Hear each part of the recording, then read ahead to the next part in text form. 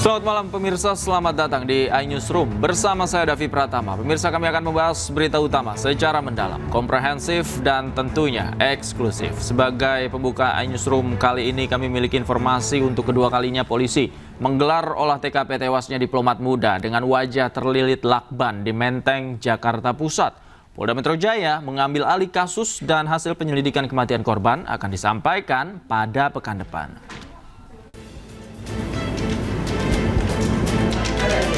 Kepolisian kembali menggelar olah tempat kejadian perkara terkait kasus tewasnya diplomat muda dengan wajah terlilit lakban di Indekos Menteng, Jakarta Pusat. Garis polisi pun dibentangkan di pintu gerbang Indekos menandai tengah olah TKP. Sementara petugas Dokpol Inafis hingga Puslapor Polri tampak sibuk menyelidiki bagian dalam dan luar Indekos. Sebelumnya Kapolda Metro Jaya, Irjen Pol Karyoto memastikan hasil penyelidikan kasus tewasnya diplomat muda Kementerian Luar Negeri Arya Daru Pangayunan akan disampaikan dalam 1 pekan mendatang. Saat ini, penyelidik masih melakukan pemeriksaan terhadap sejumlah alat bukti seperti rekaman CCTV, hasil otopsi, serta unsur digital seperti alat komunikasi dan laptop milik korban. Bukti-bukti yang ada perlu dipelajari oleh forensik, ya. Baik CCTV, kemudian hasil otopsi, dan juga termasuk digital. Digital itu dari laptop dan lain-lain, ya. Mungkin seminggu lagi selesai. Nanti ada kesimpulan. Insya Allah mudah-mudahan seminggu lagi selesai. Adapun korban berinisial ADP ditemukan tewas di kamar kosnya dengan kondisi wajah terlilit lakban pada Selasa 8 Juli lalu. Pihak kepolisian pun masih melakukan pendalaman untuk mengetahui penyebab kematian sang diplomat muda tersebut. Dari Jakarta, Tim Liputan iNews melaporkan. Kapolri Jenderal Listio Sigit Prabowo buka suara terkait misteri kematian diplomat muda Kementerian Luar Negeri. Kapolri memastikan pihaknya akan terus menyelidiki dan meminta kepada anggotanya untuk mengusut tuntas kasus ini sampai terungkap dan menjawab pertanyaan publik. Ya tentunya diminta atau tidak diminta, Polri tentunya akan melakukan penyelidikan mendalam. Tentunya apabila sudah kita temukan bukti-bukti, dan saya minta untuk anggota juga bergerak maksimal agar segera bisa terungkap karena memang ditunggu oleh publik, ditunggu oleh masyarakat. Sementara itu, pemirsa, Kementerian Luar Negeri menyerahkan sepenuhnya ke pihak kepolisian terkait kasus kematian seorang diplomat Kementerian Luar Negeri yang ditemukan tewas secara misterius di kamar indekosnya. Kemenlu juga terus berkomunikasi dengan keluarga dan juga kepolisian untuk melancarkan proses penyelidikan. Mengenai berbagai macam hal terkait masih adanya proses mengenai penyelidikan atau pencarian informasi lebih lanjut seputar meninggalnya saudara Arya Daru, sepenuhnya kami serahkan kepada pihak yang berwenang. Dan dalam hal ini tentunya kami akan terus memberikan dukungan yang dimungkinkan kepada pihak keluarga. Namun at the same time sebagai sebuah organisasi yang tentunya mengikuti hukum yang berlaku di Indonesia, Kementerian Luar Negeri akan menyerahkan sepenuhnya berbagai macam hal lain yang terkait dengan proses pencarian informasi yang saat ini masih terus dilakukan. Rekaman kamera pengawas Indekos diplomat muda Kementerian Luar Negeri Arya Daru Pangayunan tersebar di media sosial. Dalam detik-detik terakhir, terekam Arya tengah membuang sampah sekitar pukul 23 malam hari.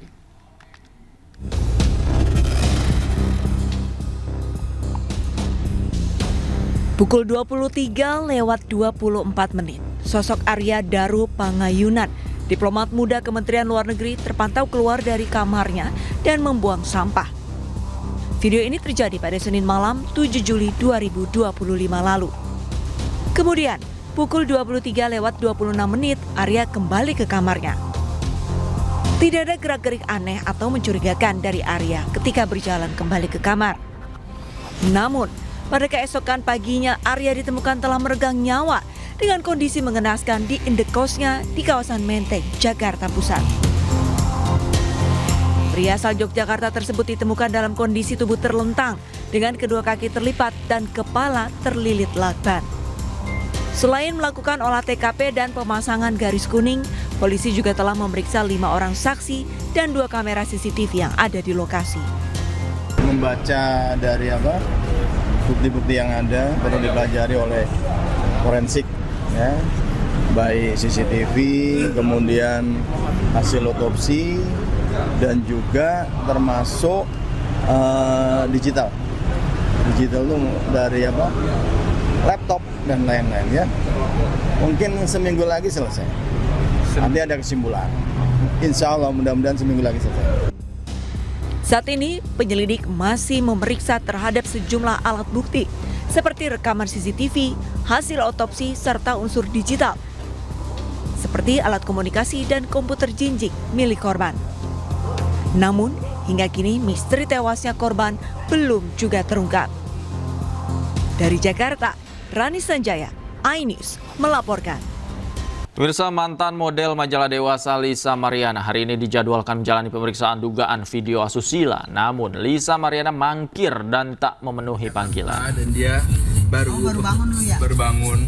Hari ini Lisa Mariana dijadwalkan menjalani pemeriksaan sebagai saksi dugaan video asusila. Namun Lisa mengkonfirmasi tidak bisa hadir memenuhi panggilan pemeriksaan polisi.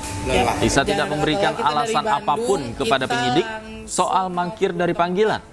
Namun dari media sosial salah satu temannya diketahui Lisa sedang berada di Jakarta. Setelah ini, Polda Jawa Barat berencana melayangkan surat panggilan kedua untuk Lisa Mariana yang akan dikirimkan Senin pekan depan. Sebelumnya, Lisa Mariana dilaporkan ke Polda Jawa Barat oleh Asosiasi Advokat Indonesia terkait dugaan video syur atau asusila. Sudah ada 3 barang bukti video diduga Lisa Mariana jadi pemerannya.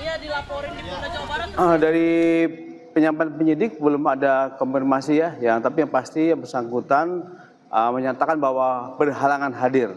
Namun untuk kejelasannya beliau tidak menyampaikan seperti itu. Yang kedua ya pemanggilan lagi itu kapan tidak? Rencananya akan kita layangkan itu pada hari Senin. Pemirsa, Pengadilan Negeri Surakarta menghentikan sidang pembuktian ijazah Joko Widodo. Majelis Hakim memutuskan bahwa gugatan perdata ijazah Jokowi adalah wewenang PT UN. Terkait putusan ini, selaku penggugat Muhammad Taufik akan mengajukan banding.